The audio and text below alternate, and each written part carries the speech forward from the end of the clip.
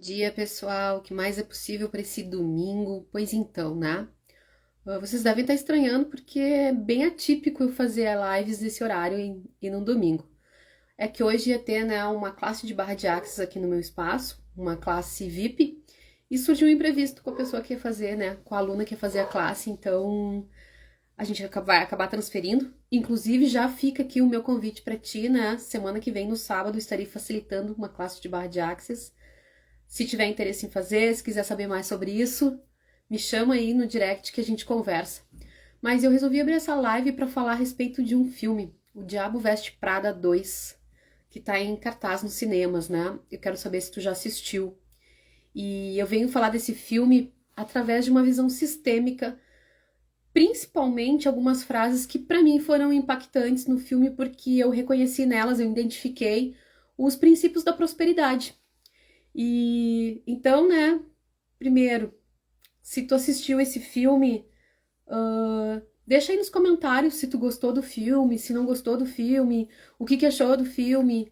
E pra ti que não assistiu, eu te sugiro ir ver esse filme, né? Ou no cinema, ou deixar, quando ele sair também nas plataformas, assistir. Mas assistir com um olhar mais amplo a respeito, né? De uma forma bem presente.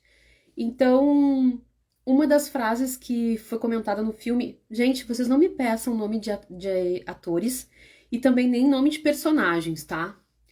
Então, eu vou falar das características dos personagens e aí depois vocês fazem a relação de quem são.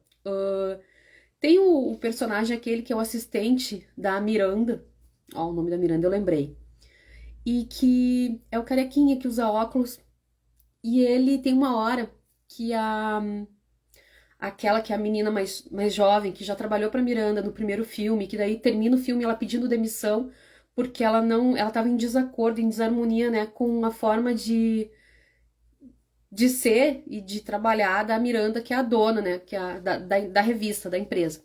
Enfim, e ela volta a trabalhar com a Miranda. Olha aí, eu dando spoiler. E tem uma hora que ela é uma pessoa super competente, né? Ela ganhou vários cursos, faz vários cursos, ganhou vários prêmios. Ela se torna uma jornalista muito conhecida. Porém, financeiramente, tá meio falida. E aí e ela volta para trabalhar para Miranda e ela é muito competente no que ela faz, ela é eficiente no que ela faz.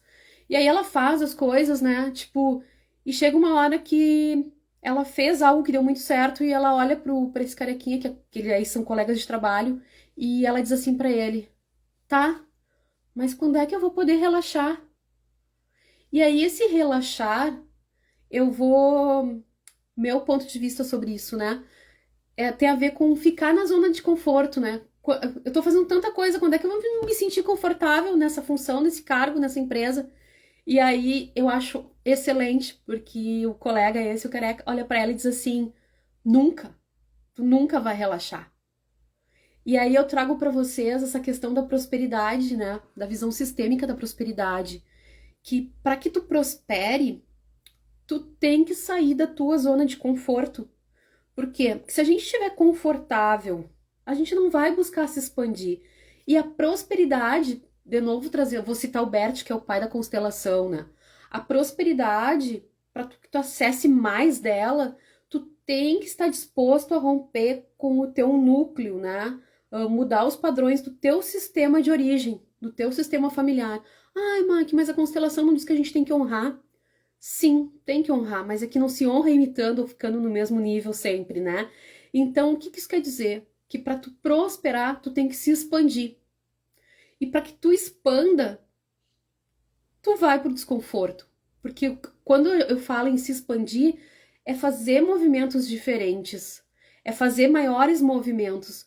Porque é esse processo de fazer movimentos maiores que vão fazer com que tu acesse mais prosperidade. Tem uma frase bem conhecida que diz assim, né? Se você sempre fizer a mesma coisa, vai ter o mesmo resultado. E aí, essa tiradinha do filme onde ela diz, né? Ai, quando é que eu vou relaxar? E aí ele diz, nunca. É sobre isso. É impactante? Talvez sim. Se tu ainda não, né, não olhou a prosperidade a partir do ponto de vista de técnicas quânticas, pode ser estranho, porque muitas vezes as pessoas dizem assim, ah, não sei o quê, vem, faz meu curso, tu vai enriquecer. prosperar, e aí eu não tô falando de dinheiro para sobrevivência, eu tô falando de dinheiro mais além. Sucesso, para que isso aconteça, é uma série de fatores. Então, se tu tá num momento de desconforto, fique sabendo que esse é o caminho, porque quando a gente tá no desconforto é que a gente cresce, é que a gente vai buscar outras possibilidades. Então, veja o que te acontece sempre como um presente, né? Se tu tá muito confortável em alguma posição, seja ela financeira, ali no caso ela tava falando da profissão, né? Seja ela familiar, dá uma espiada e vê o que pode melhorar, porque provavelmente, né, tu tá estagnado. Então, qual o movimento que tu pode fazer para receber mais de tudo, de todos, né? Qual é o movimento que tu vai fazer que vai te treinar essa musculatura para mais prosperidade? Uh, Como eu disse, ela usa o termo relaxamento, mas eu vou mudar esse termo para zona de conforto. E é sobre isso. Quem está buscando a prosperidade está sempre indo para o oposto, né, do que é a zona de conforto, porque na zona de conforto ninguém cresce. Sinto informar isso para vocês. Essa é uma das frases do filme que para mim foi bem impactante e vem de acordo com tudo aquilo que eu ensino, né, nos cursos voltados para dinheiro. Inclusive, nós vamos ter um workshop sistêmico, né? Vamos criar mais dinheiro, é o tema. Então, se vocês tiverem interesse, entre em contato comigo, tá no primeiro lote ainda, onde a gente trata desses assuntos. E essa é uma das frases, então, do filme que me chamou a atenção. E vou trazer mais uma, tá? Porque eu não sei se eu vou abrir outra live para falar. Teria várias frases e várias situações polêmicas, assim, que traz informação, né? Traz muita consciência para quem for ver o filme. E tem uma outra frase da Miranda, né? Que é a dona da empresa, da revista, que, tipo, é uma mulher de muito sucesso, né? Todo mundo respeita muito ela pelo jeito dela conduzir o trabalho dela. E aí tem um momento que ela tá conversando com a menina mais jovem, que eu não lembro o nome da atora e nem da personagem, e que ela diz assim, que sim, ela adora e ama o trabalho dela, porém, esse sucesso todo que ela tem custou para ela o crescimento das filhas, porque as filhas dela já estão adultas. Ela diz assim, me custou toda todo o relacionamento com as minhas filhas. Eu amo trabalhar, eu gosto de trabalhar, mas eu sei que teve esse custo. Isso é uma outra coisa que muitas vezes a gente não se dá conta, mas todas as nossas escolhas custam. Nada, nada, nada não tem um custo, né? Tem um bônus e tem um ônus. Então, isso é muito importante para que a gente saia daquela fantasia, né? Daquela visão infantil de que as coisas caem do céu. Às vezes a gente olha para uma outra pessoa que está tendo sucesso, né? Que está tendo conquistas e a gente, foi sorte.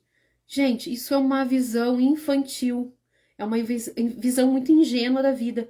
Tudo tem um custo. Tanto que uma das frases sistêmicas que a gente usa é essa, né? Tomo a energia de vida, né? Tomo a vida dos meus ancestrais pelo preço que custou para eles. Porque para a gente estar aqui teve um custo, né? E quando eu trago isso é pra gente ter essa clareza, né? Que tudo vai ter custo pra gente. A mesma coisa. Para eu estar aqui passando essas informações para vocês, teve um custo para mim. Eu tive que estudar sobre isso, eu tive que fazer cursos sobre isso, eu tive que me desenvolver para falar sobre isso. Isso teve um custo. Então, visando essa visando a visão ficou meio redundante, mas enfim, olhando para isso, aprenda. Tipo, se alguém, né, tu tá olhando para alguém, essa pessoa tá se destacando, tá tendo sucesso, teve custos para ela. E para ti também vai ter. Então não adianta a gente ficar, né, no arquétipo da donzela, esperando o príncipe encantado, tipo, presa lá na torre, né, recebendo alimentação da mãe, que nem tem a história da Rapunzel. Gente, não, isso é lá no início da nossa maturidade, né?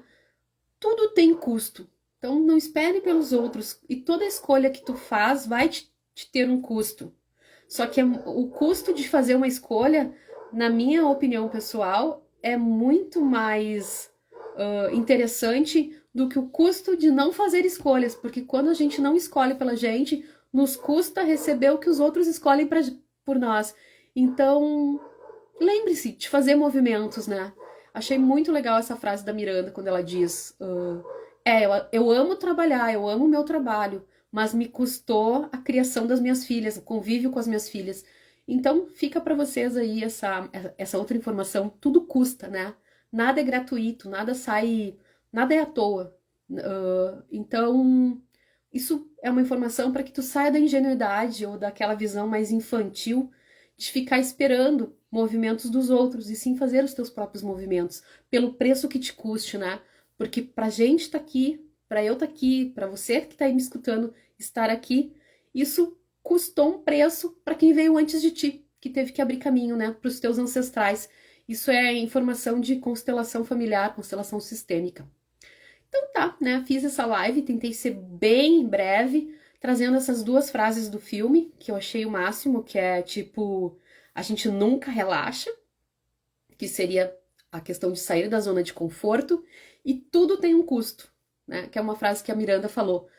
E, de novo, vão lá assistir esse filme, tu que já assistiu, percebeu outras frases impactantes, alguma coisa mexeu contigo. Tipo, eu fui assistir esse filme com 3 amigas, todas mais ou menos da minha idade, né? E pra gente foi bem interessante, porque esse filme levou 20 anos para ser gravado, né? O segundo. E, tipo, naquela época a gente tinha a idade de uma das protagonistas.